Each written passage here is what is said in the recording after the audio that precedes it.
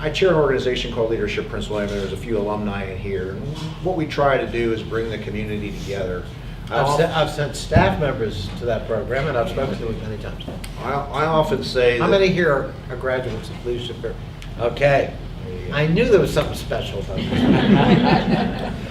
I often say that leaders inspire and unite, and that's not always possible when you're trying to articulate a position and so on and so forth. Oftentimes as citizens, we feel like we have to, or being pushed to choose sides on a line drawn on the sand, and it kind of pulls us apart. As leaders, how would you recommend, or can you offer some insight that would allow us to believe in that beacon of opportunity again? I spoke to a group of kids in high school not too long ago, advanced kids, and they weren't feeling very patriotic. I think we're examples to the next generation. I have 2 kids in college. And can you just touch on that a little bit as sort of closing remarks? Well, I believe this. I believe in our country there's still more that unites us than divides us, and we go through periods of time where there are divisions. I'll say this, when you have vigorous debate back and forth and exchanging ideas, divisions aren't necessarily a bad thing, as long as you are focused on getting things done. Ultimately, at the end of the day, that's what I think people measure us by. By not getting things done, I think people then begin to lose faith in government, and whether it's getting a budgeting process where we actually make things happen. And I'd like to see members of Congress have to sacrifice with that and say, if we don't get a budget passed on time, I think all of us ought to be willing to say we're going to set our paychecks up on the line and make sure we force that to get done the same way for appropriations bills. If they don't get done on time by the end of July, vacation goes away. You stay here in Washington through August until things get done. I think with that, at least the American public would look at us and say our elected leaders are willing to put their paychecks and vacation on the line if things don't get done. I think too it would change a lot of people's looks and attitudes there, whereas sometimes it's easier to point fingers and say it's somebody else's fault as to why things didn't get done, rather than look at yourself in the mirror and say, no, it's my fault that I'm not part of things getting done. So it needs to be outcome based. I think in order for us to be able to look at the things that unite us, we need to say, hey, when we have discussions, it ought to be about how do we find those areas of common ground. And, I know Gerry and I have some disagreements on things, but when it comes to getting things done, when we have conversations, it's about, Gerry, what can we do together? What can we do for Virginia? What can we do for our nation's military? What can we do for our economy? And you can go 2 ways. You can say, I'm going to talk with my colleagues there, no matter where they are on the political spectrum, about the things I agree upon, or you can choose to highlight those things that you disagree upon. And if that's all you do, you'll never get to a point to getting things done. I think today, we have to set the example and say, let's at least build a foundation and say, let's get the things done that we know that we can agree upon. And Gerry pointed to tax reform, which I think is a great example, but there are many other places that we can do that.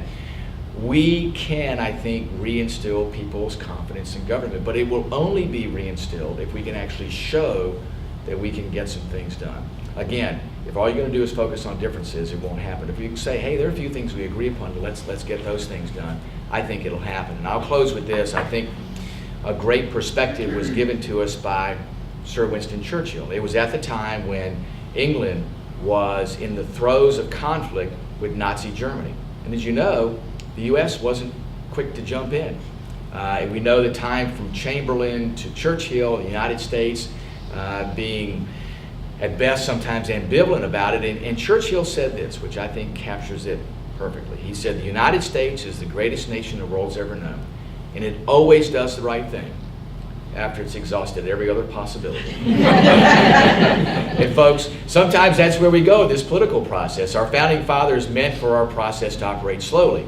Sometimes I argue they didn't mean for it to operate without doing anything, but we will and can get the things done that are necessary for this nation, again, by focusing on those things that we have in common. And by doing that, showing that we can get those things done, I think we do instill some confidence in folks around us that, gosh, yeah, those things can actually get done.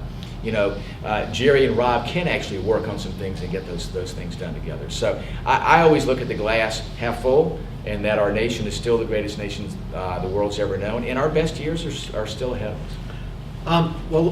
Let me begin by disagreeing. I can't imagine an idea that would be more dangerous, frankly, for the Republic than starting to calibrate what we pass and don't pass in Congress and tying it to our salary. Who gets to decide the list? Maybe you decide it's the budget, I decide it's comprehensive immigration reform. And you don't get paid unless you pass one. How about that? And maybe if we did a little, survey here in this room, we'd all have our favorite ideas that we should put in the list. And how far do you go? If you haven't had a hearing on a topic, well, we'll ding you $10,000 for that.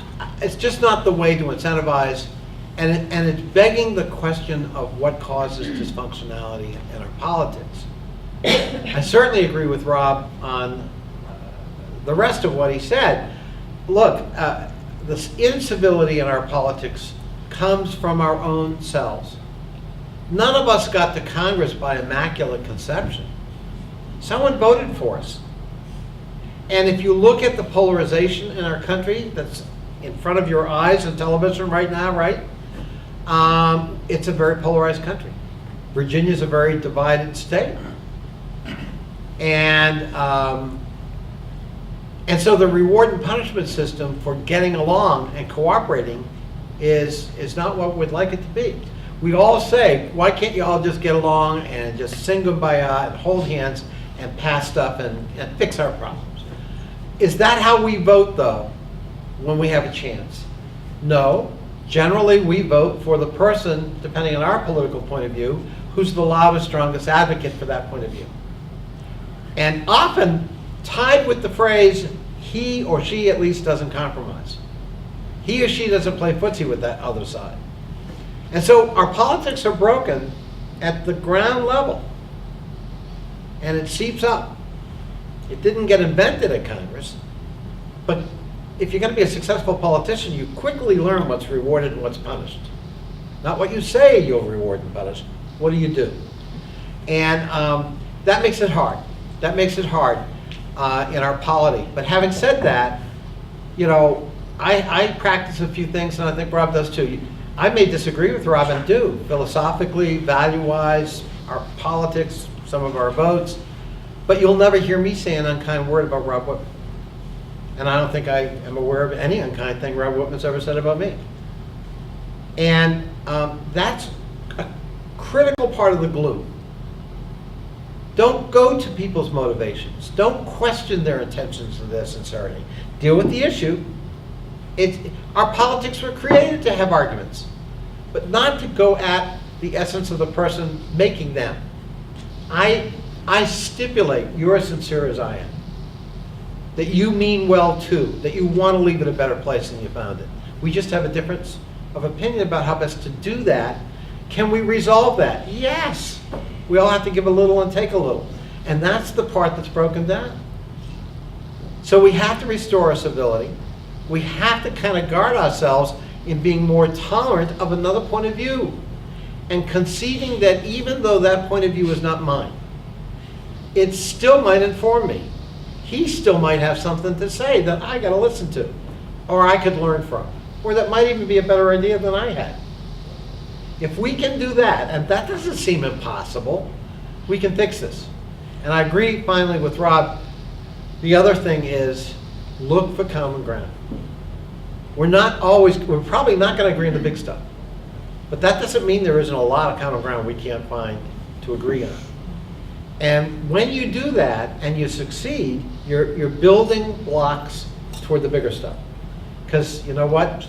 We're not demons. We're friends. We're colleagues. We've worked together. We actually did get some bills passed. Well, maybe we can do more of that, And so it's a long way of answering the question, but I feel very passionately about this. Our politics are broken. They don't have to be. And it requires all of us, not just the elected officials, to try to help repair it. I'll take that experience firsthand, and I know there's a room full of people here. I can speak firsthand about most of them, that these are people that care and are willing to come together. And I think if you'll join me in thanking our representatives for taking